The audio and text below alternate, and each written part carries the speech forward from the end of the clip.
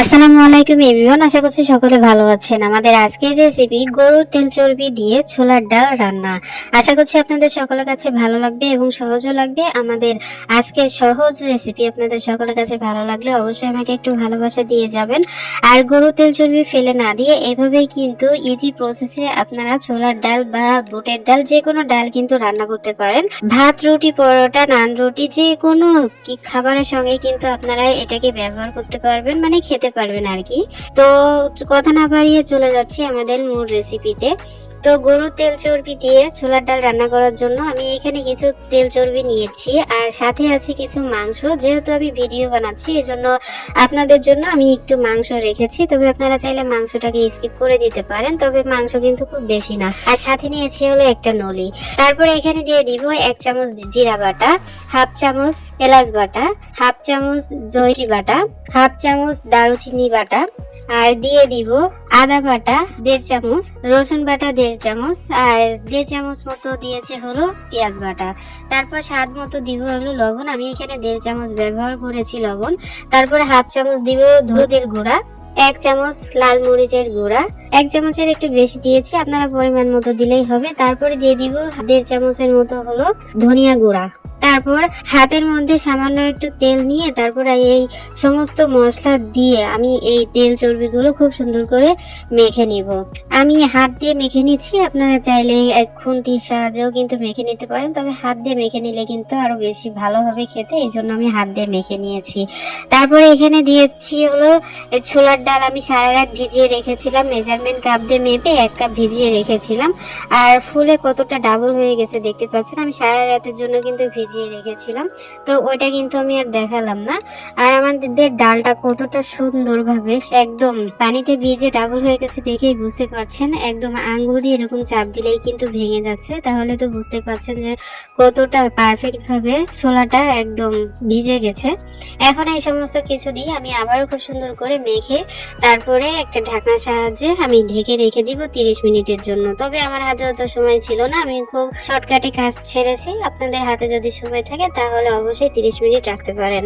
আর এই যে দেখতে পাচ্ছেন আমি একটা মেজারমেন্ট কাপ দেখিয়ে দিচ্ছি আপনাদেরকে। এই মেজারমেন্ট কাপ দিয়ে কিন্তু আমি 1 কাপ ছোলার ডাল খুব সুন্দর করে ধুয়ে পরিষ্কার করে তারপর সারা রাতের জন্য ভিজিয়ে রেখেছিলাম। যাই হোক, তারপর চলে এসেছি চুলায় একটা কড়াই বসিয়ে দিয়ে সামান্য পরিমাণে একটু তেল দিয়ে তার মধ্যে কিছু পেঁয়াজ কুচি আমি এখানে দিয়ে দিলাম। শুধুমাত্র পেঁয়াজ কুচিগুলো ভাজার জন্য যতটুকু তেল প্রয়োজন এখানে ততটুকু দিতে হবে, ঠিক আছে।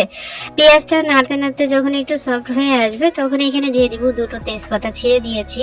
তারপরে 4-5টা দিয়েছি হলো লবঙ্গ, দারুচিনি দিয়েছি 4 টুকরো, আর হলো এলাচ দিয়েছি হলো 4 টুকরো, ঠিক আছে। এই গোটা মশলাগুলো আমি এখন একটু ভেজে নিব যতক্ষণ না পর্যন্ত পেঁয়াজটা আরো বেশি সফট হচ্ছে এবং মশলা থেকে খুব সুন্দর একটা ঘ্রাণ বেরোচ্ছে, ঠিক ততক্ষণ পর্যন্ত।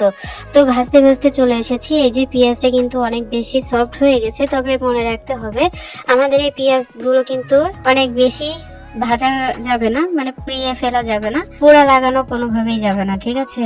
পেঁয়াজটা যখন খুব সুন্দরভাবে ভাজা হয়ে গেছে এবং মশলা থেকে যখন সুঘ্রাণ ছড়িয়ে গেছে তখন আমি এখানে দিয়ে দিব আগে থেকে সেই ডাল দিয়ে চর্বি মেখে রেখেছিলাম, সেটাই আমি এখানে দিয়ে দিচ্ছি। দিয়ে অনবরত নেড়ে চেড়ে নিতে হবে, ঠিক আছে। অনবরত নেড়ে নিচ্ছি। আর আমার এই রান্নাটা করতে একটু বেশি সময় লেগেছিল, কারণ আমাদের এখানে গ্যাসের এত প্রবলেম। আমাদের এখানে কিন্তু গ্যাসের প্রবলেম চলছে। আপনাদের কার কোথা থেকে কি প্রবলেম হচ্ছে অবশ্যই আমাকে জানাবেন। আপনাদের ওইদিকে গ্যাসের কি অবস্থা আমাকে জানাবেন, অবশ্যই কমেন্টস করে জানাবেন, ঠিক আছে। তো যাই হোক, প্রায় 10 মিনিট মতো আমি এটা অনবরত নেড়েছি। নেড়ে তারপরে এই যে এই পর্যায়ে এসেছে। আর দেখতে পাচ্ছেন মাংস নাড়তে নাড়তে সামান্য কিছুটা পানি বের হয়েছে, তো এই পানিটাকে আমি একদম শুকিয়ে ফেলবো। তারপর আমি এই যে ঢাকা দিয়ে ঢেকে দিব একটু কিছুক্ষণের জন্য, মানে ওই 5-10 মিনিটের মতো আর কি ঢাকা দিয়ে ঢেকে দিব।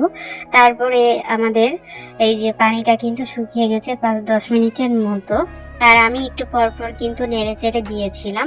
আর দেখতে পাচ্ছেন যে নাড়তে নাড়তে মানে জাল হতে হতে, মানে খুব বেশি তো জাল লাগেনি এখনো, তারপরে যতটুকু জাল লেগেছে তা দিয়েই কিন্তু অনেক বেশি তেল ছেড়ে দিয়েছে। আপনারা যদি একটু লক্ষ্য করেন তাহলে কিন্তু বুঝতে পারবেন যে আমাদের এই তরকারি থেকে কতটা তেল ছেড়ে দিয়েছে। যেহেতু তেল চর্বি দিয়ে আমি ডাল রান্না করছি, তো তেলটা কিন্তু বের হবে, এটাই কিন্তু স্বাভাবিক। তো আমি খুব সুন্দর করে যে পানিটা বের হয়েছিল, এক্সট্রা যে পানিটা, সেটা কিন্তু অনবরত নেড়ে চেড়ে আমি এটাকে শুকিয়ে নিয়েছি। আর নিচে যেগুলো দেখতে পাচ্ছেন এগুলো কিন্তু সবটা তেল, ঠিক আছে। তারপর আমি খুব সুন্দর করে নেড়ে চেড়ে নেওয়ার পর এখানে দিয়ে দিব পরিমাণ মতো পানি, অর্থাৎ কষানোর জন্য যতটুকু পানি প্রয়োজন হয় ঠিক ততটুকু আমি এখানে ব্যবহার করব পানি। আর গ্যাসের প্রবলেম তো আমি আগেই বলেছি, তো আমার এই তরকারিটা হতে অনেক বেশি সময় লেগেছে বা লাগবে। তো আমি এখানে ঢাকা দিয়ে ঢেকে দিব যতক্ষণ না পর্যন্ত এই পানিটা শুকিয়ে যাচ্ছে, ঠিক ততক্ষণ পর্যন্ত। আর হ্যাঁ, অবশ্যই কিন্তু আপনাদের অবশ্যই একটু পরপর নাড়তে হবে, তা না হলে কিন্তু নিচে লেগে পুড়ে যাবে। যেহেতু ডাল আছে তো অবশ্যই কিন্তু একটু পরপর নাড়াচাড়া করতে হবে, ঠিক আছে। তো দেখতে পাচ্ছেন আমাদের এই যে তেল চর্বি এবং ডালটা কিন্তু কষানো হয়ে গেছে প্রায়। তো এই পর্যায়ে আমি একটা ভাজা মশলা দিচ্ছি, আর এই মশলার মধ্যে আছে হলো দারুচিনি, এলাচ, লবঙ্গ। এগুলো আমি একদম খালি খোলায় বেটে, মানে খালি খোলায় টেলে তারপরে আর কি শিলপাটায় বেটে গুঁড়ো করে নিয়েছি, সেটাই কিন্তু আমি এখানে ব্যবহার করছি। এই মশলাটা আপনারা যে কোনো মাছ মাংসে কিন্তু ব্যবহার করতে পারবেন, অনেক বেশি সুন্দর ঘ্রাণ আসে আর খেতেও কিন্তু মাশাআল্লাহ অনেক বেশি মজার হয়। তো অবশ্যই এই মশলাটাকে ব্যবহার করার চেষ্টা করবেন। মশলাটা দেওয়ার পর আমি খুব সুন্দর করে নেড়ে চেড়ে আমি ঢাকা দিয়ে ঢেকে দিব 2 মিনিটের জন্য। 2 মিনিট পরে দেখতে পাচ্ছেন আপনারা মাংসের কালারটা কিন্তু চেঞ্জ হয়ে গেছে এই পর্যায়ে। তো আমি আবারও ঢাকা খুলে খুব সুন্দর করে নেড়ে চেড়ে দিচ্ছি। দেখতে পাচ্ছেন আমাদের মাংসটা যখন ভালো মতো নাড়াচাড়া হয়ে যাবে তখন আমি এখানে আরো পর্যাপ্ত পরিমাণে পানি দিব, একদম রান্নার শেষ হওয়া পর্যন্ত যতটুকু প্রয়োজন হয় ততটুকু আমি এখানে পানিটাকে কিন্তু ব্যবহার করছি। আর যে তেল চর্বিগুলো আছে সেগুলো আপনারা একটু মানে নিচে দিয়ে দিবেন, একটু খুন্তির সঙ্গে একটু নিচে চেপে চেপে দিলেই কিন্তু হবে। আর এইখানে আমি কিছু গোটা রসুন ব্যবহার করছি, দেশি রসুন। রসুনটা দিলে আমার কাছে খুবই ভালো লাগে। আমি প্রত্যেকবার মাংস রান্না করার সময় কিন্তু আমি গোটা রসুনটাকে ব্যবহার করি, রসুনটা দিলে খুবই মজার হয় খেতে। তো আমিও রসুনটা দিয়েছি এখানে। আমি ডাল দিয়ে তেল চর্বি রান্না করছি, তাতে কি হয়েছে, মাংসের সমস্ত মশলা তো দিয়েছি, তাতেই এনাফ।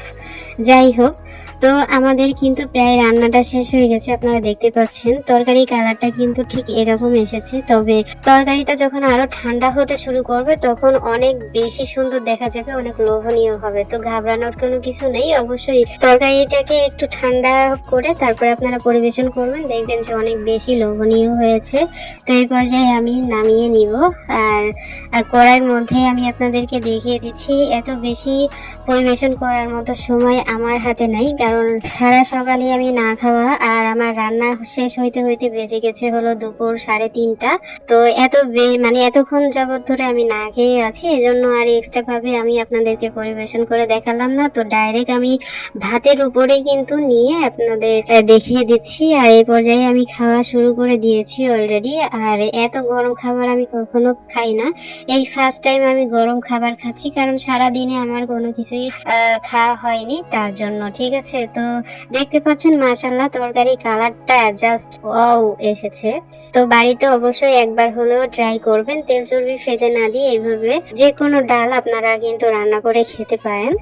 ফাইনালি আমাদের আজকের রেসিপি এতটুকুই। কেমন লাগলে অবশ্যই লাইক কমেন্টস করে জানিয়ে যাবেন, ভিডিও ভালো লাগলে শেয়ার করে দিয়ে যাবেন। সবাই অনেক ভালো থাকুন, সুস্থ থাকুন। আমাদের পরবর্তী ভিডিও দেখার আমন্ত্রণ জানিয়ে আজ এখানে বিদায় নিচ্ছি। আল্লাহ হাফেজ।